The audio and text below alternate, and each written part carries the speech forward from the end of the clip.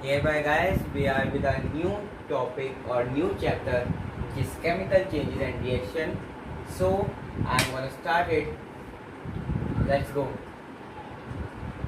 Chemical changes and reaction. A chemical change is a change in which matter changes into a new substance. Let me repeat. A chemical change is a change in which a matter changes into a new substance. Like chemical change is a change. One substance changes to another form. Means like if you take liquid, you heat it, it changes into gas. So this is a chemical change. You have gas.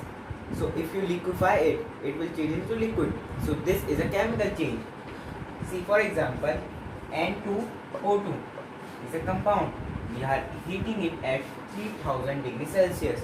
If we heat it, it will break. This atom joins with O atom and this O joins with ON. So means there will be the bond between NO and NO. The bond between N2 and O2 breaks and they join with themselves. So let me tell you what is bond. Bond. Force acts between two atoms. This is a bond. The force acts between two atoms which holds them together as a stable molecule is called the bond, and the concept is called chemical bonding. So this is a bond which is holding NO together as a stable molecule, which is nitrogen oxide, nitrous oxide. See, first it was nitrogen dioxide, but then when we heat at 3000 degrees Celsius, it breaks into the bond between N molecule and oxygen molecule breaks and they form some other molecule which we call as a new substance, and it is a chemical change. Hereby guys, see this. Chemical equation, a chemical reaction is represented by a chemical equation. As I have told you earlier also, that a chemical reaction is represented by a chemical equation. Means what change is taking place, it can be represented by a chemical equation. For example, as I have told you that reactants on the left side, products on the right side. So reactants, means the substance which we are taking to proceed the CaOH whole twice, means it is calcium hydroxide. Okay, plus 2HNO3 means HNO3 means nitric acid. So when we are reacting calcium hydroxide and nitric acid, it gives CaNO3 whole twice, means calcium nitrate plus water 2H2O. See guys, as you have seen that it is here DIL is written. The meaning of DIL is dilute. I may clear you some more examples where DIL or CONC is written. Guys, I may clear you some more extra point which is mentioned in your equation and you may not know what is it. See, in some equations, as you have seen, this word is written after some compound.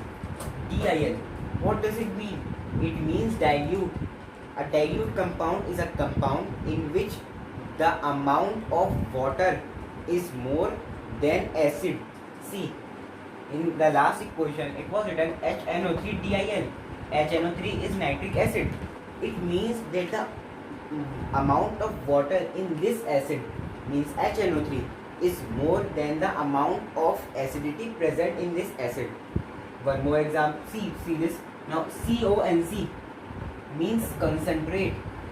In some examples also, HNO3 in front of it CONC is written, means that the amount of water in this compound is much less than the amount of acidity in this compound or acid.